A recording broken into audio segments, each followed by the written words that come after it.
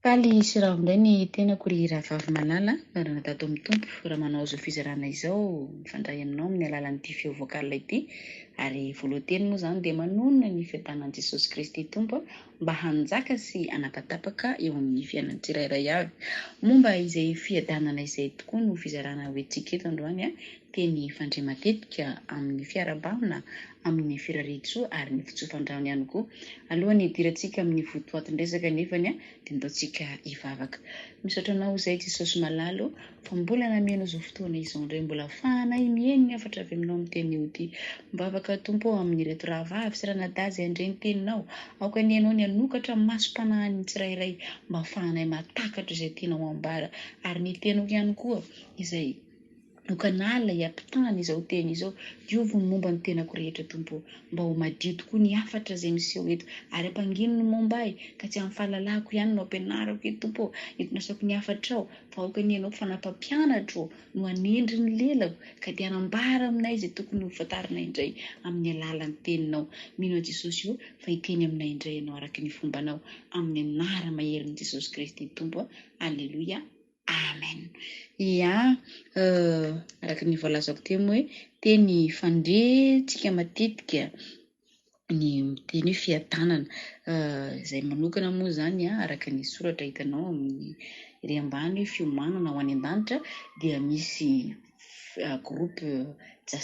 groupe ino moa dia WhatsApp ihany koa zany misy anay dia ao anatin'ny groupe io manao fizarana zahay manomboka alatsinainy ka hatramin'ny sabotsy izay sokajiana anatin'ny alfabetika dia ny groupe fiadanana moa zany misy ny tenako izaka sabotsy zay groupe F raha nangataka tamin'ny tompo moa zany hoe inona ny slogan na koa thème hoentina hamaritana izay groupe F zay dia nomeny tompo an'izay hoe fiadanana zay. Izay zany no teny azo tamin'ny tompo zany hoe tsy olona no nanome azy fa tena nanontaniana tamin'ny tompo mihitsy dia mitondra ny anarana hoe groupe F fiadanana zany izahay izaka sabotsy zay no manao fizarana. Fiambenana moa zany fiambenana amin'ny fanahintsika misy vavaka intercession dia fizarana hira fiderana ary misy vatsim-panahy ihany koa izay erahanay isan'andro ka dia eto moa zany dia efa entanina sady ianao raha toa mahaliana anao ny hiditra ho mpikambana. Amen. Ya, andao aritsika hijery ny tenin'Andriamanitra hoentina hamaritana ny fianarana izay iarahantsika. Momba ny fiadanana hoy aho no vaobasantsika eto androany. Ampiasaina izay teny hoe fiadanana izay hoentina fiarabana. Ampiasaina ihany koa izay ho tsofotsofandrano ary firariatsoa. Ohatra antsika moa zao ohatra isika malagasy rehefa miarahaba dia manahoana ianao, manahoana ianareo ato ahoana ny fahasalamana dia fantatra zany momba n'ilay olona izay arabaina. Dia misy ihany koa moa izy amin'ny teny fransay bonjour zany hoe firariatsoa hoe mirary mba ho tsara ny andro n'ilay olona. Dia indraindray ohatra nefa mahazatra fotsiny ilay izy mandeha routine fotsiny fa raha tena dinihana ny tenin'Andriamanitra amin'ilay hoe fiadanana dia tena hoe firariatsoa ngamba no tena azo lazana azy satria hitantsika zao raha mivolaza ato anatin'ny bokin'ny nomery toko fahenina ny 420 rehefa nanafatra ny Mosesy sy Andriamanitra hoe izao no tenenina rehefa mitsodrano afaro Arona raha hitsodrano ny zanak'Israely dia eo amin'ny 420 izy dia manao hoe minaran'i Jesosy hananjatra ny tavany aminao anie Jehova ka hanome anao fiadanana. Amen. Ilay fiadanana zany Andriamanitra mihitsy no manome atsika anazy. Raha mitsodrano zany tsika dia miteny hananjatra ny tavany aminao anie Andriamanitra, hananjatra ny tavany aminao anie Jehova ka hanome anao fiadanana. Amen. Sitraka Andriamanitra no hanome atsika izay fiadanana izay. Dia toy izany ihany koa Jesosy Kristy tompo rehefa naniraka ireo mpianatra 70 izay voalaza ato anatin'ny bokin'ny Lioka indray vadio ny baibolinao rahavavy raha nata ihany koa ato anatin'ny Lioka toko 10 indray no jerentsika. Lioka toko 10 dia ny toko 5 vakina ny teny aminaran'i Jesosy ary izay trano idiranareo dia lazao aloha hoe fiadanana ho amin'ity trano ity. Ary raha misy zanaky ny fiadanana ao dia hitoetra aminy fiadanana tonononareo, fa raha tsy izany dia hiverina aminareo ihany izany. Amen. Teto zany dia Jesosy mihitsy no nandidy ireto mpianatra reto hoe tonono amin'izay trano hidiranareo izay fiadanana zay. Ka raha misy olona mandray anazy izay teny izay dia hitoetra aminy, fa raha ohatra ka tsy niavon'ilay olona izy dia miverina any amin'izay miteny azy ihany. Ka inoko sy antenaiko fa aoriana zao fizarana izao dia iova ny fandraisanao izay teny izay. Raha misy olona miarahaba anao ka miteny manao fiadananao tsarovy tsara, fa mamaritra ny andronao iny olona iny, mamaritra ny fiainanao hoe mba hiainanao izay fiadanana avy amin'Andriamanitra izay. Fa raha tsy raisinao zay dia miverina any amin'ilay olona niteny azy ihany. Izy zany tsy ohatra ny simple bonjour comme isaky ny tenenina foana hoe bonjour bonjour dia ça va, ndraindray tsy hainao akory ny vali ny tenin'ilay olona avy eo, na dia mauvais jour azy ilay olona dia mamaly bonjour foana. Ohatra koa ianao manontany manahoana nareo dia tsara ny famisaotra manahoana, na dia ndraindray zany ilay olona ohatry ny hoe routine fotsiny famaly an'ilay izy. Fa eto tena hoe zava-dehibe ho amintsika zanaky ny fiadanana no mandray izay teny izay. Fa raha tsy raisitsika izany dia tsy hiverivery fotsiny, hiverina amin'izay olona izay niteny azy. Avy any amin'i Jesosy zany izay hoe sitrapokisitraka-Andriamanitra no ampiadana atsikany. Ary raha mbola toizana ihany ny famakafakatsika an'izay teny izay dia verina any amin'ny bokon'ny Jaona indray tsikany. Jaona 14 indray no jerentsika. Ndao indray ny Jaona 14 indray vadiny baibolinao. Jaona 4:20 dia raisitsika eo amin'ny 7:20 indray ny vakiteny. Vakitoy izao ny teny amin'ny anaran'i Jesosy: fiadanana no avelako ho anareo, ny fiadanako no omeko anareo. Tsy tahaka ny fanomezao tontolo izao no fanomeko anareo, aza malahelo na matahotra ny fonareo. Amen. Eto indray zany dia Jesosy mihitsy no nanafatra izay teny izay, izy no nanome, fa hoy izy fiadanako no avelako ho anareo. Ohatrany hoe alaina saretsaina zany, misy ray amby voyage lavitra be, mety maharitraritra izy ihany, dia miteny amin'ny zanany izy ok, ity misy carte de crédit na hoe ity misy vola betsabetsaka apetsako aminareo, vatsinareo dia raha ohatra misy problème anareo azonareo ampiasaina io, ity misahana amin'ny fiainanareo mandritra ny fotoana mampitsieo anahy mandram-piverenako indray. Satria dia hoy Jesosy fiadanako no avelako ho anareo. Ilaitsika ilay fiadanana, ary izay na tonga an'i Jesosy namela n'ilay izy ho antsika. Ohatrany hoe vatsy ho antsika zany ilay izy, ilay fiadanana avy amin'i Jesosy. Satria fantat'i Jesosy fa ilaitsika izany amin'ny fiainantsika andavanandro. Ilaitsika amin'ny fiainantsika andavanandro. Sahirana isika raha tsy manana izay fiadanana izay. Ka Jesosy ny tompon'ny fiadanana dia navelany amintsika ilay izy, dia anjarantsika zany mampiasa izay, satria navela ho vatsintsika ilay fiadanana. Fiadanana ozy navelako anareo, fiadanako no omeko anareo. Nomena ay sy ho anao ny fiadanana avy amin'i Jesosy mba hiadanantsika. Tsy tahaka ny fanomeny izao tontolo izao, zany hoe izao tontolo izao ihany koa dia manana ny fiadanana amin'ny fomba fanaony azy, fa tsy tahaka an'izay nefa ny avy amin'i Jesosy. Fa satria ny avy amin'i Jesosy dia any anaty any izy, ka na dia sendra olana, na sendra ady, na sendra ranomaso na ina, dia any anaty any miadana foana, satria zay ilay hoe fiadanana tsy natao tanana, fa avy amin'i Jesosy mihitsy zany izy. Mampiavaka atsika zay, na dia mitovy aza ny zavatra hiainana aty ambonin'ny tany. Ohatra ataontsika zao hoe nandalo reny ny coronavirus, nitebiteby ny olona, niaina tamin'ny ay, niaina tamin'ny tahotra, fa ny zanaky ny fiadanana kosa dia miadana foana izy any ambony any. Na marary azy izy dia miadana foana izy any ambony any, satria tsy misy olona afaka hanefitra ilay fiadanana izay efa nomena azy. Na mandalo olana izy, na mandalo ondradrano, nandalo ranomaso ny fiainany, dia ay anaty any kosa nefa dia tsapa foana hoe mbola miaina izay anatin'ny fiadanana izay.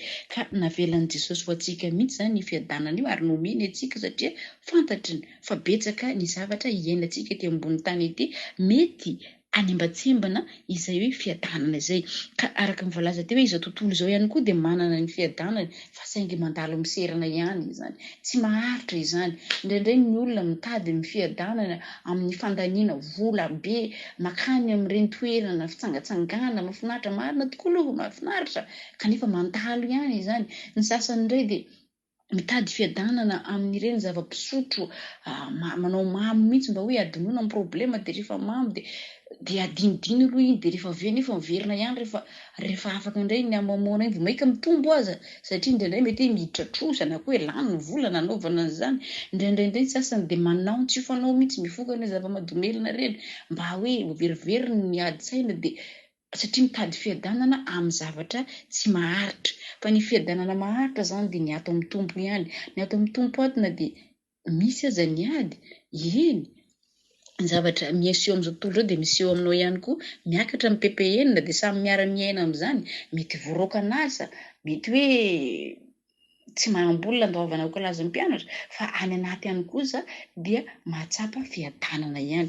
Ary fanampin'izany ihany koa ry rahavavy sy ranadahy, ny raha mijerintsika ny eo amin'ny bokin'ny Galatiana izay hoe mitanisa ny vokatry ny fanahy dia anisany voatanisa ihany koa ny fiadanana. Izany hoe ny fanahy masina izay mitoetra ao anatsika dia manome antsika izay fiadanana izay ihany koa. Raha tena hita zany hoe Jesosy Kristy tompo dia nampafantatra antsika mihitsy efa komplenge ny zavatra omeko anareo, satria dia mbola miteny koa izy aza manahy ozy izy ny amin'ny ampitso, fa tsy mahavita ninina angenareo raha miaina anatin'ny fanahininy, satria izay fanahinina zay dia mampiala ny fiadanana. Ny fanahinina mantsy dia fahavalo ny finoana, ka raha tsy mipetraka ny finoana dia lasa misamboaravara koa le fiadanana, satria lasa te hoe ahoana indray, dia izay mahatonga an'ilay olona tsy mahatsapa an'ilay fiadanana, satria lasa mitebiteby, tsy mahita tory amin'ny alina fa te handeha amin'ny herina zany izy hoe ahoana ny mahana an'ity olana ity, ahoana ny ty mahana an'ity olana ity. Fa raha ohatra ka mitoetra amin'ny finoana dia mahatsapa hoe Andriamanitra manana ny hevitra heverana ialako amin'izao olana izao, dia tafatoetra mandrakariva ilay fiadanana, satria manaiky mihaino ny feon'ny fanahy masina izay miteny hoe aza manahy fa akino amin'i Jehovah ny lalanao dia ho lavorary izay rehetra ka sainao. Amenina. Matetika ihany koa ny mahatonga ny olona tsy manam-piadanana tena hoe zavatra tsara songadina mihitsy moa zany, fa ny olona izay tsy manana fifandraisana amin'ny tompo na koa hoe tsy mahazo ny antoka fa voavonjy izy dia lasa tsy manana fiadanana. Raha ohatra hoe mieritreritra foana izy hoe za efa voavonjy sa tsy voavonjy, mitebiteby lava zany izy, dia tsy azo ny antoka hoe efa voavonjy anie izy na efa nateraka indray izy, dia lasa miady amin'ny mofony izy mba voavonjy azy, dia lasa tsy manam-piadanana izay olona izay, lasa tsy tafatoetra tsara amin'ilay fiadanana, fa lasa mandeha mitahotra izy, ka ny tahotra dia manala ny fitiavana.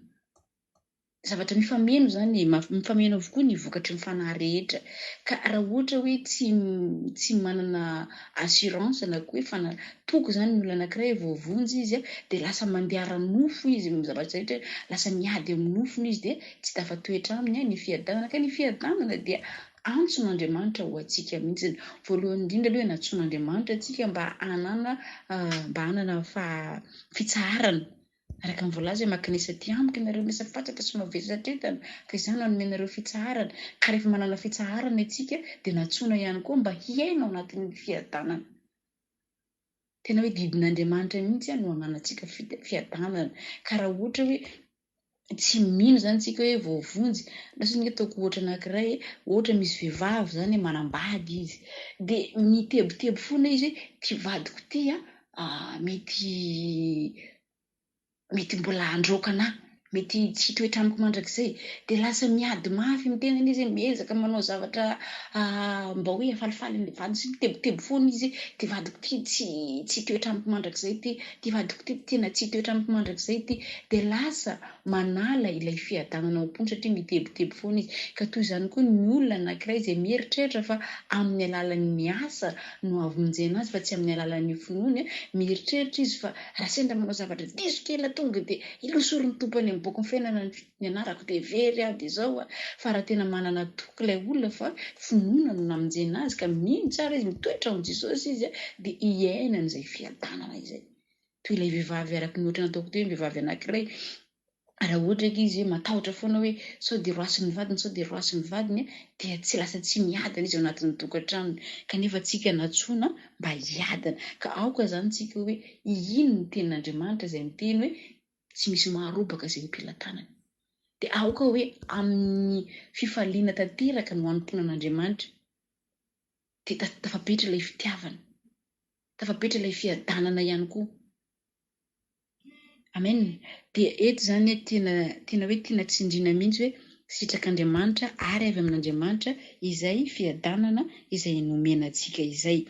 Ary raha sendra hoe tafidina ny finoana, satria mantsy ny finoana somary misy table izy io, nandray miakatra ny finoana, nandray midina ny finoana, fa ao kosa ho tsaroana mandrakariva ny tenin'Andriamanitra izay hoe nanome antsika izay fiadanana izay ka hitoetra foana ny fiadanana.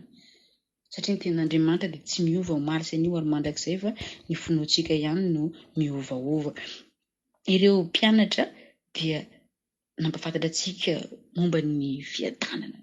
Ohatra zao ataontsika hoe any amin'ny bokin'ny Korintiana any Paoly rehefa mitso-dranona koa manoratra ho an'ireo fiangonana izay idirany dia teneny foana ho aminareo any amin'ny fahasoavana sy ny fiadanana avy amin'Andriamanitra iray sy Jesosy Kristy Tompo. Teneny foana izay any amin'ny fiangonana Tesaloniana, fiangonana Korintiana izay nidirany dia teneny ho aminareo any ny fahasoavana sy ny fiadanana avy amin'Andriamanitra iray sy Jesosy Kristy Tompo. Avy amin'Andriamanitra ny fiadanantsika tahaka an'ilay teny izay voalazany amin'ny Jaona 14:27 teo hoe fiadanana no avelako anareo, fiadanako no omeko anareo, ka inoko sy antenaiko ry rahavavy ranadahy miova tanteraka ny fandraisanao izay teny firaretso zay rehefa misy olona miteny aminao fiadanana dia raisy tokoa le izy dia amenna fiadanana ihany koa rahavavy ho tononoko aminao hanapatapaka eo amin'ny von'ny fiainanao any izany. Amen. Izay indray ara no fizarana izay nentinay teto androany dia eto moa dia mampirisika anao zany mba abonné amin'ny page amin'izay ianao mahazo notification raha vao misy fizarana atao eto ary noana sy ny tenena fa mifanahy masina dia mampiteny antsika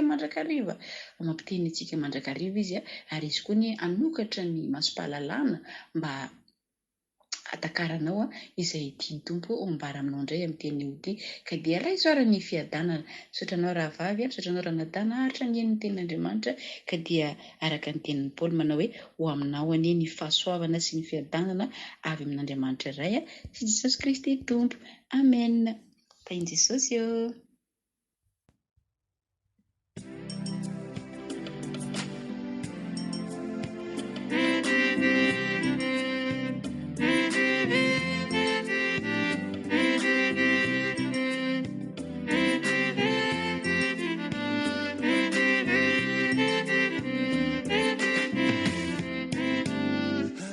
I'm now, he's